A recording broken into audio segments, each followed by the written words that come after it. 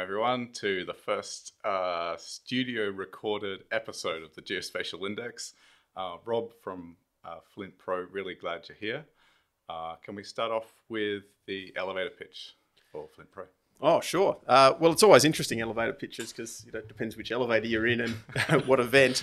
But I'm assuming if I'm just jumping into an elevator with someone that I've never met before, generally start with the idea of, do you realise that everything you do touches land? Everything you eat, the house we live in, the clothes we wear, we're constantly impacting land. And the challenge that we have is we don't know often what those impacts are. And unfortunately, in a lot of cases, they're actually negative. So a huge challenge for the world, for climate change, for biodiversity and for other things, is to assess how are we impacting our land, and then how can we change what we're doing so that we can become far more sustainable into the future. And that's exactly what FLINTpro is designed to do. It's a system that integrates multiple streams of data from remote sensing products, from satellites, for example, with sophisticated models, and then provides all that information in easy to understand ways to allow people to understand the challenges they're facing and what they can do to help make our planet more sustainable. Okay, all right, that's definitely extending a theme that started, for example, I think with the episode with Gillian Malod. We were talking about her work at MSCI about natural capital assessments.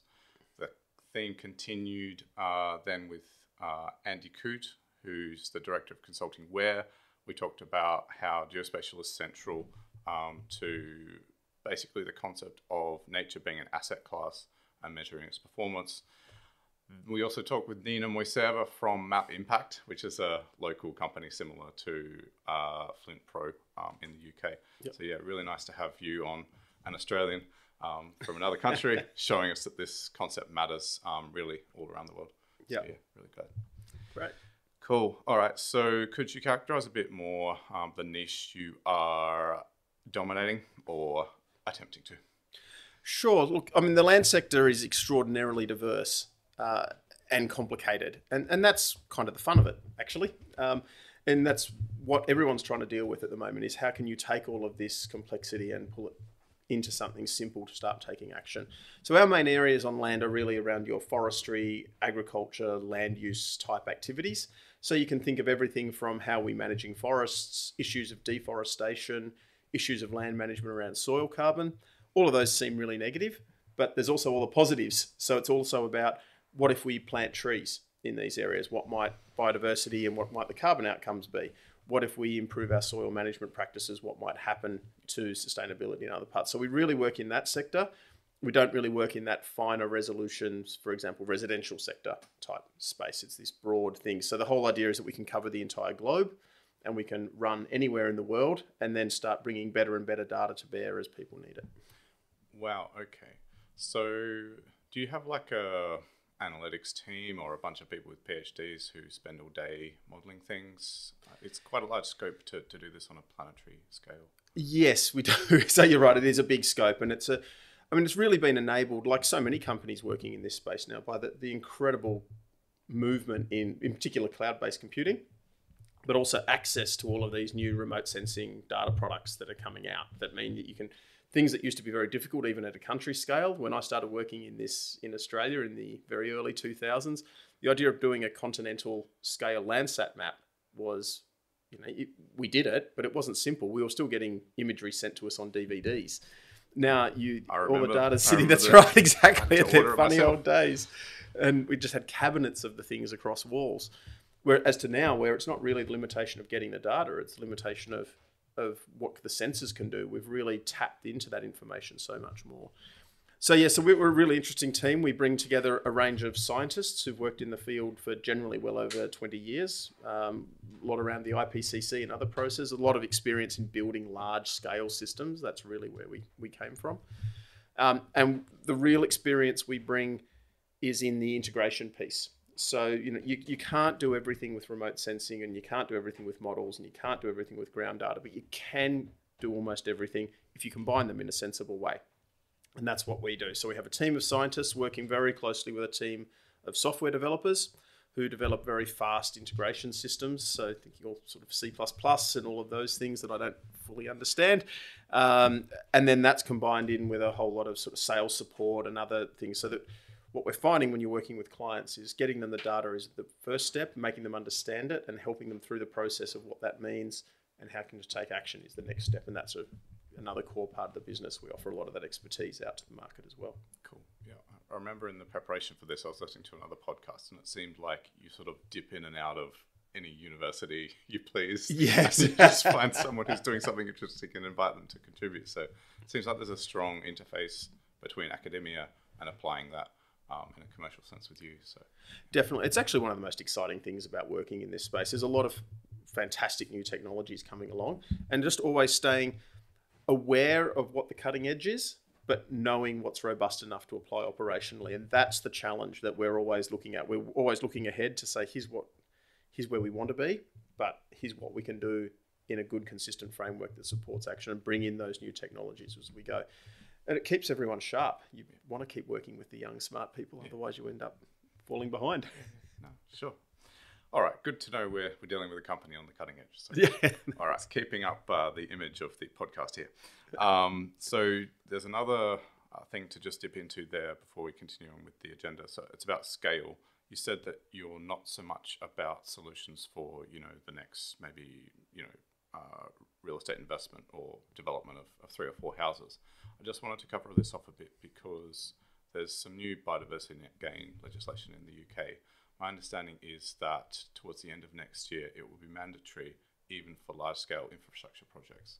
So is FLINTpro offering solutions more for those large, highway developments, things like that, not so much for the residential developments of 10 houses or so? Could you just talk to scale?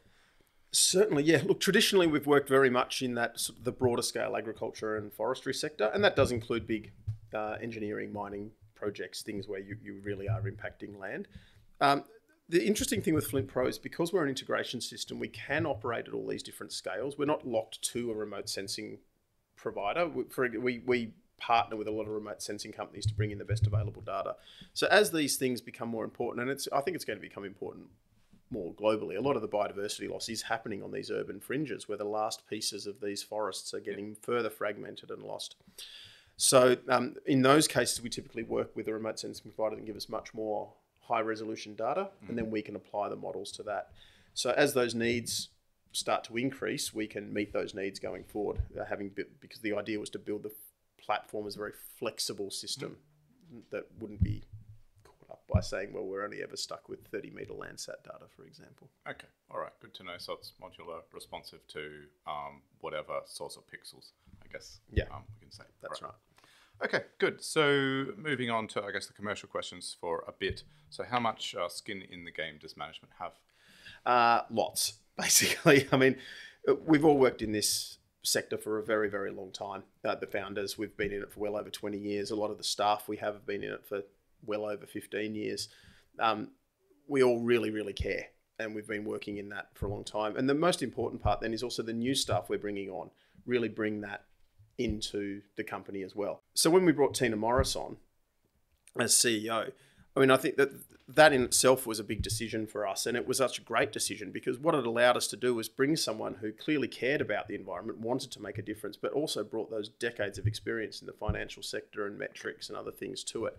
And so even when these new people are coming in, they're coming into an ecosystem of, we really actually want this to work. And for it to make a difference at all these different scales. Okay, so you mentioning finance brings in another thread, and I can't help but sort of start to talk about this all the episodes I've done. So another thread from the beginning of the podcast was spatial finance. Yep. And I've sort of come across in the past couple of weeks this concept of nature being an asset class, which sounds on one hand incredibly crass, but on the other hand has a lot of power, because if you can bring the might of the finance industry to bear on caring for the environment and provide have incentives around that. I see that as actually being a way that we can really improve the care for nature. So it's nice to hear that you've got someone involved who has a finance background and maybe can provide momentum to this idea of nature being an asset class. Yeah, exactly. I mean, I think for many years, a lot of the the dogma inside this was we just have to be good to the environment, and we just have to turn up and tell everyone there's a bit of a nature crisis and all of these people will jump and change things. And there is a nature crisis and it's terrible. But people are living their day-to-day lives, they're working in other jobs. And the only way to really influence this is to have those big buy-ins from all of the sectors that are impacting land so that we can actually make those differences. And it's been fascinating watching that in the last couple of years really shift from a bit of a public policy debate with some NGOs and others really pointing out the problems to it really becoming quite mainstream and being thought about at board levels. Like, what's our risk profile here? What are we seeing? And what is our assets and what can we do to improve them because we're relying on them? It's a very exciting time because of that. That was exactly sort of the theme that Gillian brought up too. Like, she mentioned going to the New York Stock Exchange as part of the release of some financial instrument about measuring nature. So it's amazing that it's gotten to that stage that, you know, people are ringing the bell on the NYSE. It's amazing. Exactly. And just simple things like getting in accounting standards for nature. Really? They're doing that? People things. You look at all of these voluntary processes that people have been putting together for years are really starting to get standardized. Legislators, regulators are starting to figure out how this might work. And that's really going to drive the industry forward. Quite good. I'm used to the accounting standards around capitalizing operating leases and how to bring something off balance sheet onto the balance sheet. But I love the idea of nature-based accounting standards and bring that into an investing framework. Well, it's really important because there's all these issues, obviously, of greenwashing and everything that's coming up at the moment. And so having standards that people are meeting, firstly, so the companies have confidence that they're not going to get pinged for greenwashing. But you also want to have the other side. One of the challenges for something like being afraid of greenwashing is people don't say the good things they're doing. Right. Because what if it goes the other way? So how do we make sure there's that really nice balance of talking about the good and the bad and how we're moving the bad to the good? Okay, so FLINTpro is an instance of some services that can be used to verify claims about green credentials. Exactly, that's right. So it's really providing that transparency in the system as well. So it's not just here's some maps that we came up with some AI engines. It's you can see the process that's coming through. That's right, exactly. And just things that allow you to go, well, here's the impacts and here's what we could possibly do. Cool. And really operating at those different scales. You know, if you're just reporting, if you're a large bank, for example, at a portfolio level, you just need a number. But that number is not relevant when you're working on the ground to try to figure out what to do. So how do you have that balance between the bottom up and the top down? And that's a fascinating aspect of the FLINTpro system. Cool. Okay, great. Good to know that there are companies like you out there that can act as a verifying force. Cool. Okay, so who's your ideal customer and how do you ensure that you're always working backwards from their needs? I can start with the second part first. I mean, I was very lucky early in my career to work with some fantastic public servants. I worked in the government originally on building Australia's national systems. And what that taught me very early on. Yeah, exactly. That's right. It was an exciting time, actually. I look back at it and realize just how lucky I was now. And not just from the ability to be given a bit of headspace to think about these things and do the technical things, but always be pushed on here are the policy and reporting needs of the system, and the system that you're building must meet these. So how can we support carbon markets? How do we meet our reporting at the time under Kyoto, but then obviously future aspects? How do we support government reporting and programs? How do we support farmers to make better decisions? So having that framing of what the need of the government was meant that we worked backwards all the time into the system. And we've just continued that through the philosophy of everything that we do. And that puts us in good stead because a lot of the time inside large organisations, so one of our key examples is working with financial institutions, large banks, especially those with exposure in the agriculture sector on their loan book. They actually have multiple needs at different levels. And so for some just need a number to put in their annual report about what their emissions profile is, but they may also be trying to support their clients or become more competitive in the market or develop innovative products like green loans. That requires a different type of process. So really thinking through that with them, and then also thinking about the art of the possible, because of course there is the impossible, which we may get to in several years as the technology improves. But what can we get right now that helps you move immediately? And so it's a really interesting question. I think in this space we've seen a lot of cases where that's not the case. I'm sure you've seen it. You've got a lot of experience with remote sensing and the classic old phrase of that often a lot of people working in remote sensing are really a solution looking for a problem. And how do we... my latest complaint on LinkedIn that, I think basically of the 20 Earth observation companies that I'm tracking in the Geospatial Index, 3 of them, none of them from America, only 3 of them are above 0% in terms of growth in the past 5 years. Yeah. So classic example of, solution looking for a problem and really not finding many people willing to pay. Yes, and I think that is the piece, isn't it? It's also that willingness to pay and understanding what the market wants. Right. So, and so also continuing another thread from the very first episode with Spark Geo, Will Cadell, or Cadell, I think his surname is. We were talking about this problem that Earth observation companies don't seem to be able to find any paying customers. And his idea was, well, really, nobody cares about the pixels. They care about what the likes of FLINTpro are doing, the analysis. Yes. So this is the solution right here. Exactly. Yeah, great. Thank you. And that's exactly where we've always come from. Satellite, absolutely vital piece of the puzzle. Without it, we're not going to be able to succeed in our goals. But it's a piece of the puzzle. It's not the solution at the end. Yeah. And it's been exciting watching a number of these great remote sensing companies come up because it really provides us with much more confidence that we'll be able to have these data streams coming into the system. And that the data is just going to get better and better. But it's also that challenge of what are you trying to map and why? Yeah. Okay. All right. So I guess to sum up somehow, you were involved in basically creating the market for the types of analyses that you do. And that's through you starting in government and setting up the legislation that creates the need for businesses to report in a certain way. And one of the potential customers you mentioned was a bank. So are banks your ideal customer, or is there no such thing for you? Or look, in some ways there's no such thing. We really like working with everybody.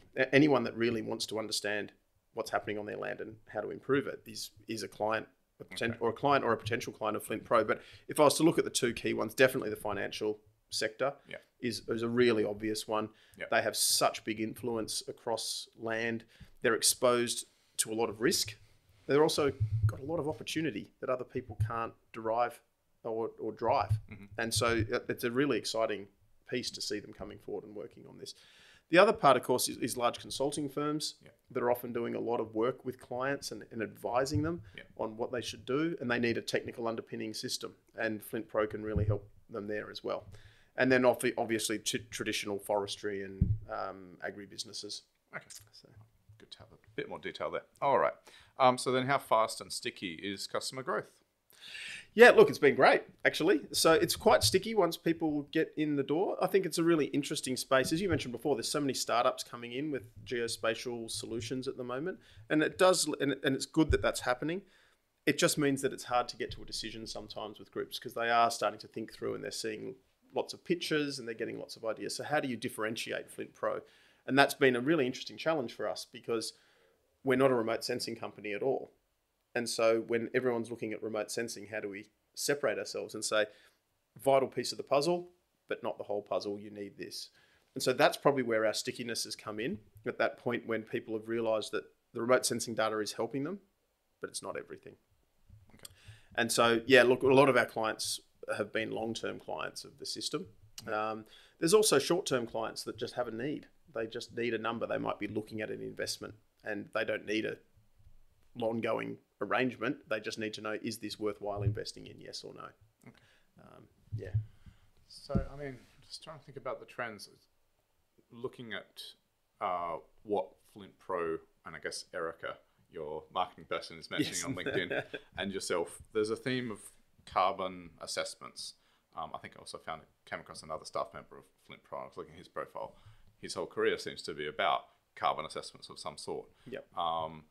So is it those kind of questions about how much carbon am I producing? How much carbon am I taking out of the atmosphere? And also biodiversity net gain. Yes. Are those the 2 sort of categories of questions that FLINTpro is helping customers answer? Yes, look, so we started off heavily in carbon. Fortunately, carbon's related to so many things, and a lot of the models and data that you require for carbon can be equally used across so many other factors. So we definitely do a lot of biodiversity work, especially around impacts and dependencies. Okay. There's new regulations that are driving a lot of interest as well. So things like the European Union's deforestation regulation is obviously a really key data episode, by the way. So even Ghana cares about it. It's a fascinating, and I think it'll be a really fascinating case example of how a regulation like this can influence so much activity around the world, and hopefully how much positive activity. Yeah. Having been around it for a long time and watched plenty of voluntary deforestation commitments be made and fail. But so has that immediately then, the introduction of that legislation led to a bunch of new customers for you saying, hey, we have this new question we have to answer? Is it We're almost getting that you're responding to all these new waves of regulation and you're like, oh, we've got some more analyses? Yeah, definitely. We're getting quite a few questions about it and a few people we're working with on it. I think a lot of the part that we're getting actually is what we talked about before, is people trying to figure out what their need is. Like what's going to actually get them over the line with EUDR? What do they need given the commodity they're sourcing from the location? Because it's not going to be one size fits all on a remote sensing solution. There's rubber, for that. there's all of these things. And even by a commodity, you may have for coffee or for cacao, you've got shaded versus unshaded. Shaded stuff, really hard to see with a traditional satellite. So you get these interesting pieces if you're just taking out understories, as opposed to something that would be nice, like we have a tropical rainforest, a bulldozer goes over the top, it's been converted to soy. That's quite easy to see. Yeah.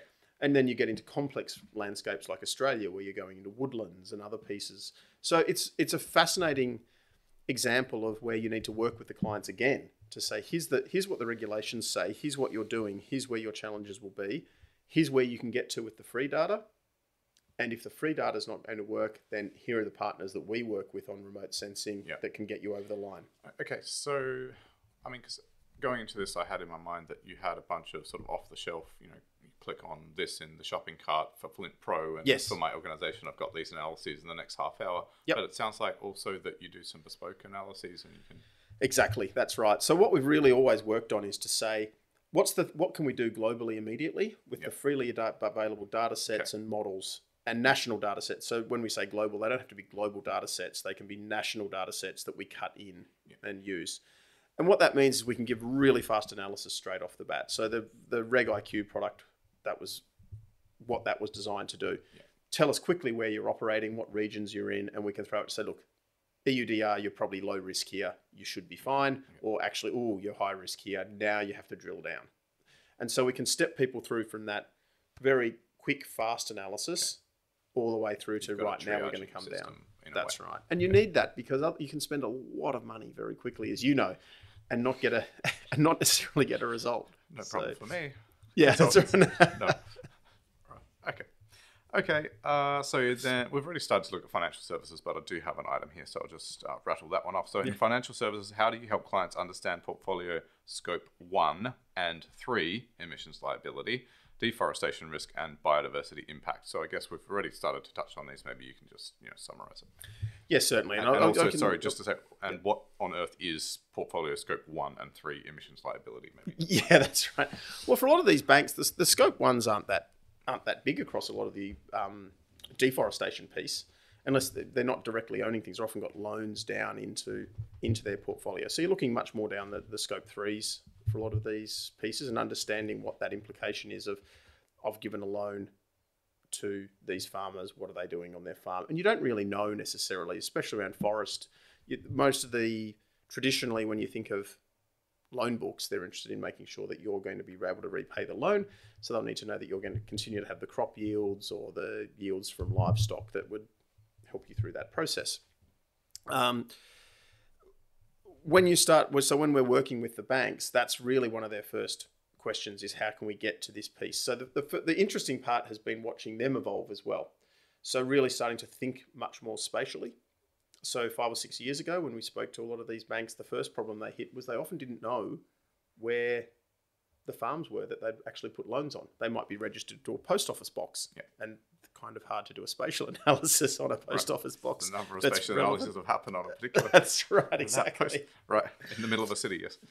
And so what we help them with is once we have that spatial information, we can run these models very quickly and give them a number for their portfolio. Is this for scope 1? For scope 1 and 3. So what Sorry, what exactly does portfolio scope 1 mean? So that would be looking for what are their direct impacts on land that they own. Okay. So that they are impacted. So if they've expanded their, it might be the urban thing, for example, they have built a new office building or something like that. It's not really a huge issue, to be frank, for a lot of these large groups. It's really that what are the influence in their loan books is the most important piece. So if you're Macquarie Bank in Sydney, there's not a lot to worry about around the footpaths of that headquarters building, but you're saying scope 3 is for the loans for the farmers in regional New South Wales. Okay.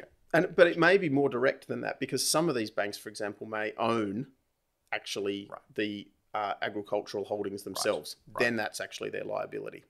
And that's as opposed to if they are just lending it to, you've got a farm down the road and we're giving you some money to conduct these operations. Okay. And something's happening in the background. So scope 3 is kind of like third party associations. Basically. That's the best way of looking at it.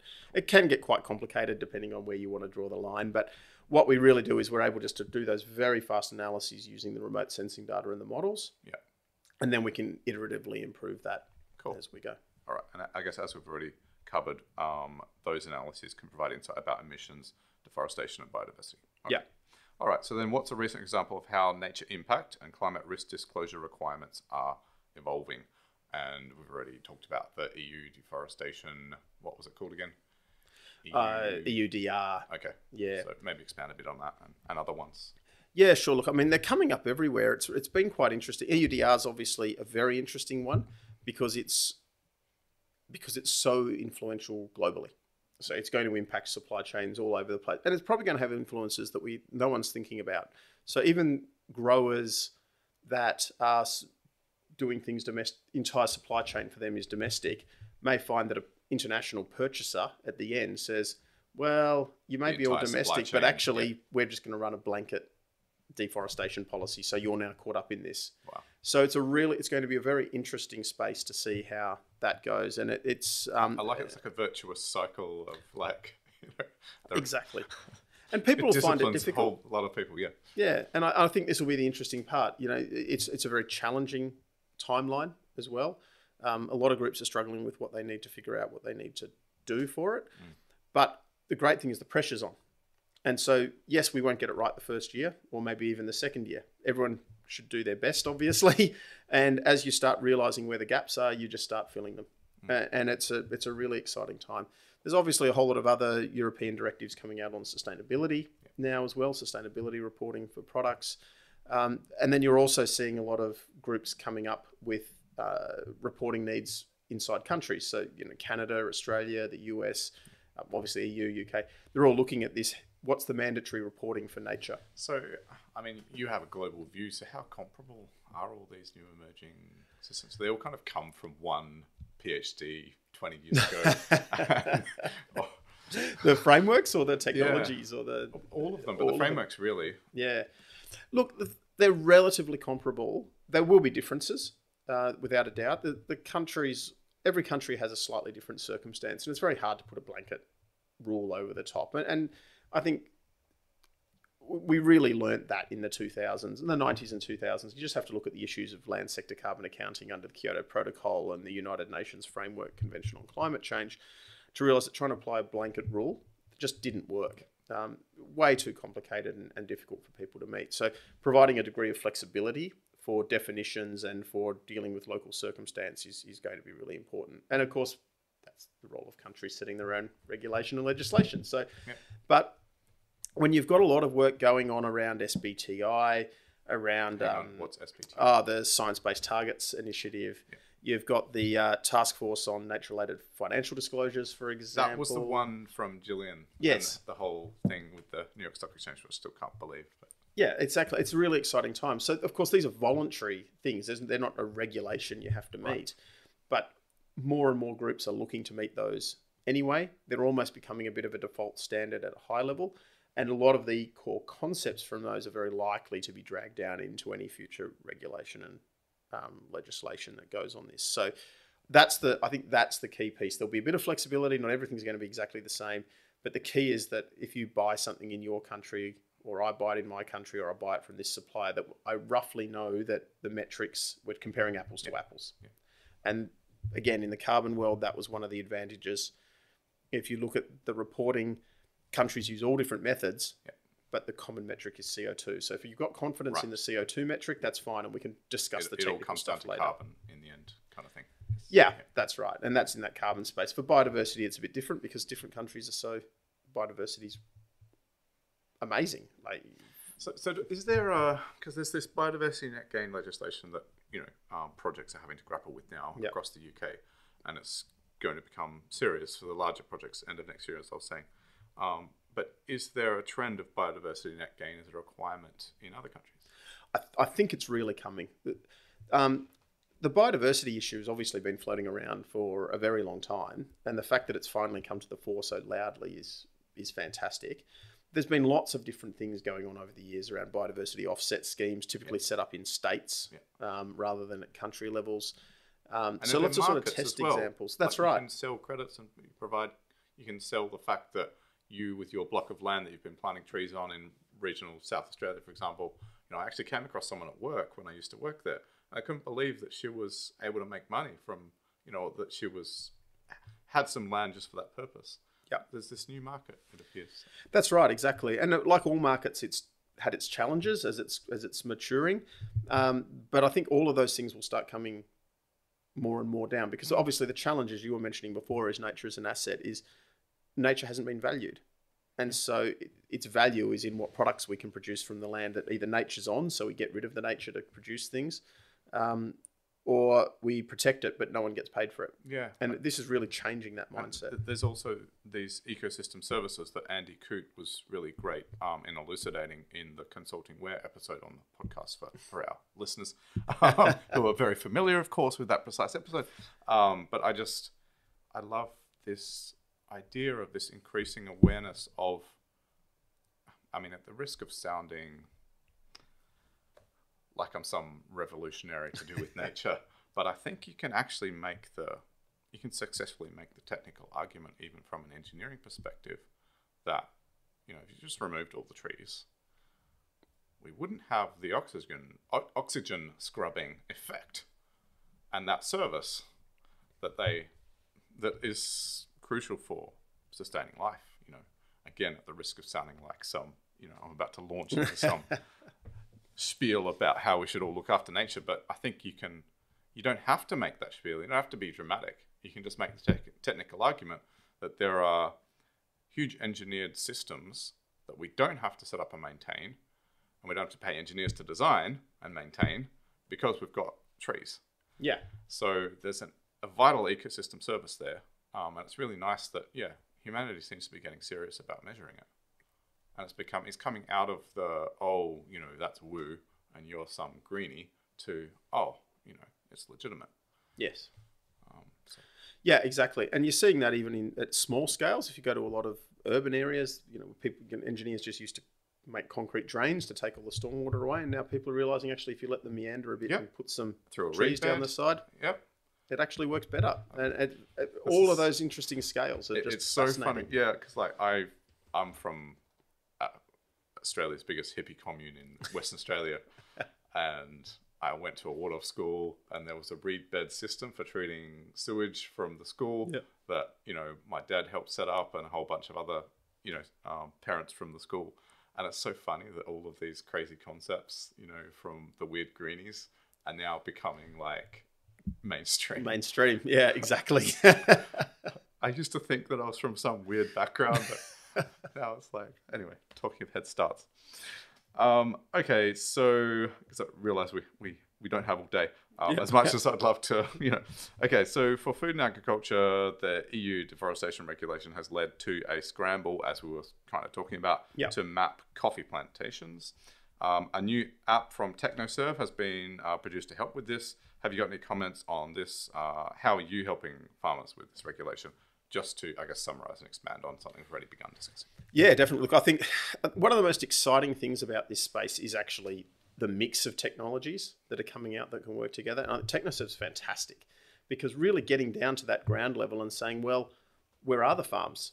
Who's got them? How do we identify them? Yeah. If you don't have that information, even if you have the best satellite data in the world, how can you tell whose area it is that you're actually tracking and watching. It's literally like a mad scramble at the moment in a number of countries that are sending products to the EU to literally map, to walk around, to delineate all of their parcels, all of their fields. Yeah. Is that the case? Like there's literally a bunch of people cutting through the jungle right now. There seems to be more and more of that. Yeah, a bit dramatic. But there's more and more of it, and it's started off a lot early on with various carbon markets, and lots of groups have tried to do this for a very long time around how to try to figure out who's actually got tenure or ownership over these pieces of land. Be that single ownership, that's right, all the way through to community ownership. Right. And I think that's a really interesting piece of this puzzle as well. So now we're into cadasters. So, exactly, all of those technologies. And I think something like Technoserve and others doing that actually also, it's not just about mapping, it's actually engaging the landholders. Yeah. If you just try to do everything remotely and forget about people, we're bound to fail. Yeah. Everything in deforestation is about people. People's desires for the future, what they're trying to get to, be it a corporate right down to a smallholder farmer. Yeah. Worried about his 3,000 coffee. Exactly, plants, that's right. And so anything, and especially those sorts of systems are going to be vital where remote sensing struggles. Right. So if we do have some of those examples of shaded, unshaded cacao and others, then how do we get a good handle on that where the remote sensing may not be good enough? And there is always going to be that mix of ground and remote sensing data. Yeah. Okay. All right. It does sound like there's a big opportunity at the moment just to sell even GPSs and just the basic systems for getting a position fix. Okay. All right. So regarding carbon, what's an example of how you perform rapid assessments of the carbon potential of project sites anywhere in the world? Yeah, so we've got all of the IPCC models built into the framework already. So IPCC has what's known as 3 tiers. Tier 1, very simple, global defaults or regional default numbers that can tell you if you plant this thing, here's roughly how it will grow in this region. Tier 2, which are nationally specific, so much more accurate, much more relevant to an area, and then advanced Tier 3 models. So you said about are you talking about how much carbon will be taken out of the atmosphere for a particular thing that you grow in that particular location? That's right, yeah. And the models are all slightly different. They're more, there's a variety of them. The challenge with any modeling framework is, have you got the data to drive it? So in some areas, there's very little data available. So you'll end up using the simpler model frameworks to say, here's what we think's there. And if you want to know more, we probably need to think about higher quality data in the future. Sorry, I need to just get a bit of clarity there. Yeah, sure. Because there are thousands of species of plants out there. Yes. Are you saying these models account for these thousands of different species of crops, or? Yeah, so they'll deal with the main ones. Okay. So it's not going to be able to say every single piece, and if you're thinking of species of trees, for example, we're often talking about, rather than thinking about all the species, it's saying I'm a tropical rainforest. Okay. And I guess there's common ones anyway that farmers plant. So that's right. I might be a Pinus radiata, or I might be a plantation for this, or I might be a eucalypt. Okay. So there's those fairly high standard or fairly easy ones that you can run, and you can go right down a rabbit hole if you really want. And then we can just basically make the models more advanced depending on the data available at the time. Right. So that means that it's similar to what we were talking about before. We run globally immediately. So someone can just send us a file and say, here's a file. These are areas that we would want to put to these types of trees. What might the rates be? That can give a really quick analysis of here's the starting point. Yep. And then if you make a decision, well, we are actually really interested in this, depending on how advanced you need to get or how accurate you need to be, you can start to update those models. So are you saying it's kind of before and after, because you can use Earth observation data to see the state of the land and the species that are there, and using models understand the carbon, what can I say, how much carbon has been taken out of the air by the species that are already at that plot of land before the intervention occurs. And then are you monitoring how the species perform compared to how things were before they were planted? And you do that, you offer a service over time for a landowner. Is that kind of the deal? Yeah, that's right. So you might come in and say, I've got this area of land, it was cleared of trees decades ago, for example, and now I want to plant, I want to put it back to a native system, or I want to put a plantation on it of a different type, or I want to put a plantation. And can you provide evidence, because Landsat has revisit cadences and other constellations, so you can use, I don't know, the past decade or couple of decades of, or in case of Landsat, past 5 decades of, you can have a timeline almost, or a time series showing how things were up until the point of the intervention, and you can provide a comparison. Exactly, and that's where those satellites are really strong. So when you look at the Landsats, and obviously to a much lesser degree Sentinel, because the time series isn't as long, the real strength of those is simple analyses through time. So when was the forest cleared and was it converted to agriculture? And that allows you to give you that time series of saying, oh, look, it got cleared in the 90s and it's been used since then. Yeah. So we know it's been cleared for this many years. Rather than trying to use them directly for a lot of other more complex analysis. Because that's when they often start to get the bigger error rates. Just because the sensors are limited in what they've got. So it's a really, and especially as you said, I love Landsat. The fact that the US had the foresight to store data from the early 70s, just amazing. Sorry, my eyes I've lit up a few times in for geospatial people, just the potential to sit there and nerd out about these analyses over time be really exciting. I'd love to just be an intern and listen to some of the conversations you guys have. Well, I think that, the most important part to remember for all of these things, and that's one of the first things we talk to all clients about, is it's not actually really the stock that's there that's important. What's important is how it's changing and how it has changed. If we just know the stock, that tells us there's something there. It doesn't tell us why it's there, how long it's been there, what's going to happen to it in the future. And until you can get those time series analyses, you're kind of stuck. And that's the real strength of these satellite systems. Sorry, I can't help but just do a little bit of, from the perspective of geospatial analyst, immediately I'm thinking about, especially at a regional scale or a continental scale, or say with Australia. Yep. I'm immediately thinking about, you've got the current state, which is deforested. You've got there's some sort of a data set of historical natural landscape or natural land cover from before, I guess, colonization. And there's a rough estimate of where the forest used to be. Yep. There's the current state. And I'm just thinking, imagine if there was some sort of government goal to somehow restore nature to how things were. Then a company like yours, or the kind of analysis you could do, could provide a plan for replanting.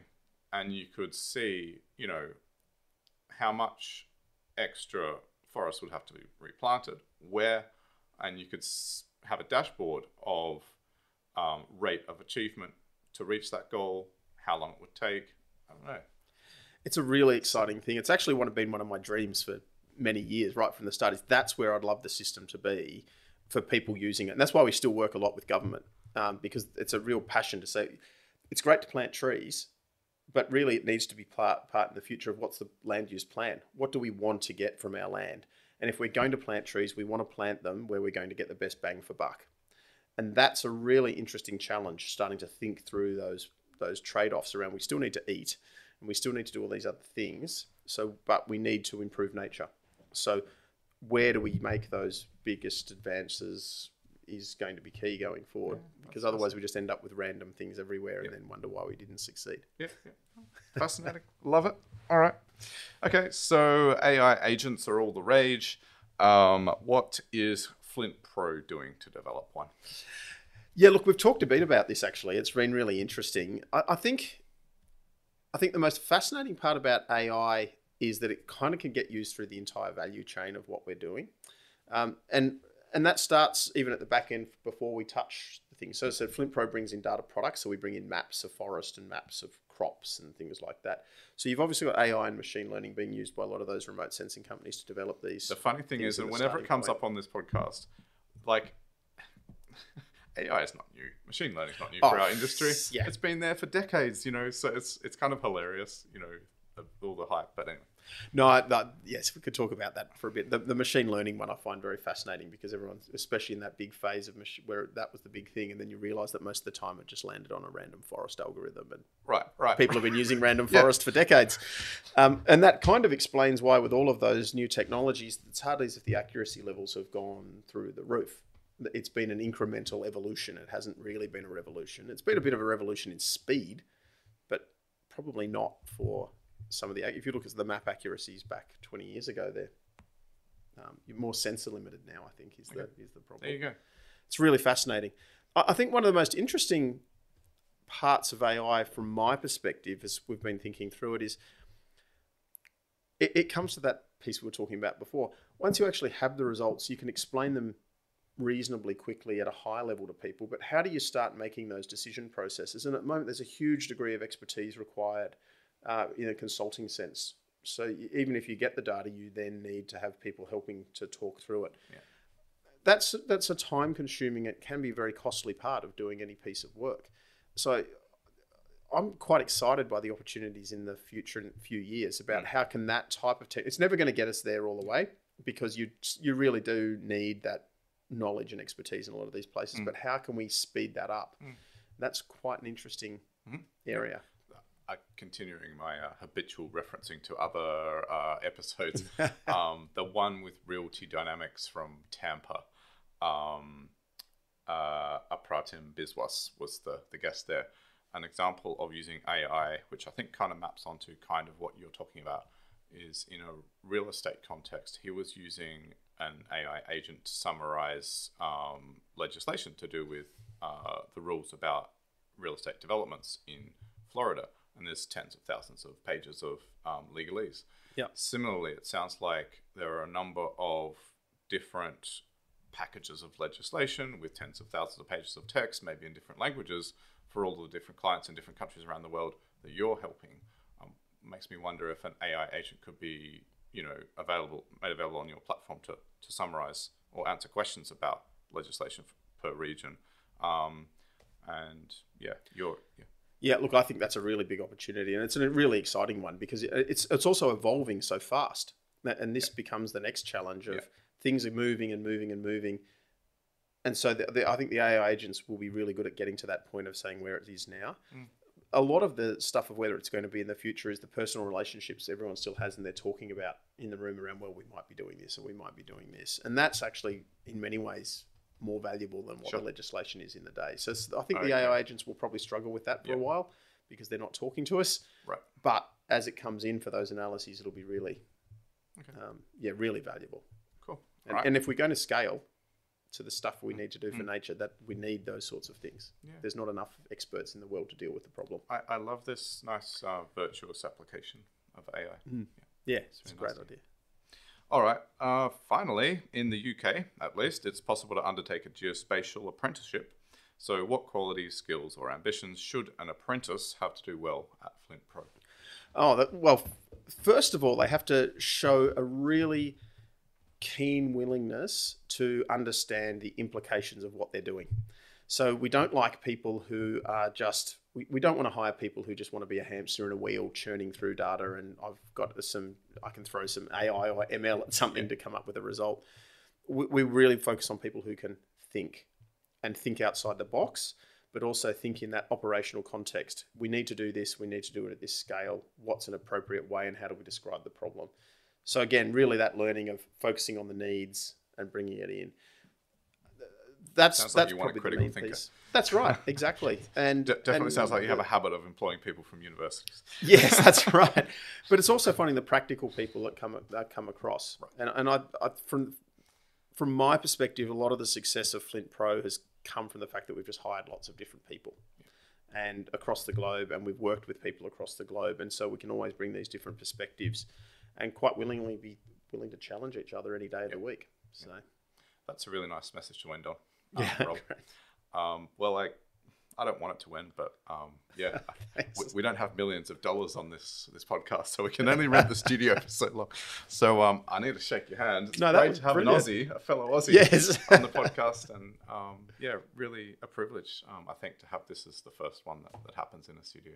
Thanks very much. Got a bright future with a guest like you, Rob. Oh, thank you. No, it's been an absolute pleasure, and fantastic questions because they were really very different to the types of questions we normally get. A lot more of them are just about, what does the system do and things, and really delving into that. Well, what's the future? What's the interesting parts of some of the analysis is? We're shamelessly about business and investing, and I have a secret aim of, even with like the private companies, becoming like a small scale investor in them. I'm not saying I have that idea with you, but I have there's an outreach aspect to this podcast. because I don't think enough people really understand that it's valid to have as your economic contact with where you live that you invest in the stock market, and it's legitimate to have gains from that. But even to get on the stock market initially, you have to be a private company, and you have to be successful. So, I think it sounds like FLINTpro is an example of that. And I have to ask, do you have any ambitions as a follow-up question to list one day? Or do you think there's any potential? It actually came up a few years ago. Yeah. I think that's probably going to be one of the big signs of where the market goes. Right. There's a lot of great companies. It's very crowded at the moment. So I think it will have to shrink, especially in the remote sensing space, less in our space. They're all going to get bankrupt. There's no doubt that it's going to come down to a few quality people. And in my mind, I think there's a couple of parts to that. It's going to be the people with real experience who understand it. I think there'll be regional centres of excellence in many ways, because, as you know, with remote sensing, anyone can make a map these days, but you need that experience of an understanding of the landscape you're working in to look at that map and go, it's wrong there. Whereas someone like, if I did that in Australia for somewhere in Latin America, I'd probably get that very wrong. So I think that's really key. And really just being able to scale. So I think that's probably the key piece. I think once that starts to happen, you might start seeing some of these companies actually listing. At the moment, the tradition seems to have been, especially climate risk is a good example, typically bought. I was going to mention, so Fathom, for example, was purchased by Swiss Re recently. So maybe that's also something to on the horizon. Right. The climate service bought by S&P Global, those sorts of things where you get those interesting pieces. But I think the fascinating part will be, which company decides to make that slight lift and go, well, actually, we're going to list separately, or are we going to come in under a different acquisition strategy? And of course, we haven't made any decisions on that. That's for the board. Okay. So I can't make, I'm not making any predictions. I can't get any more out of it. I'm just saying it's quite fascinating. All right. Well, I'll stop the interrogation there then. Thanks. Cool. Thanks, Rob. Great. Cheers.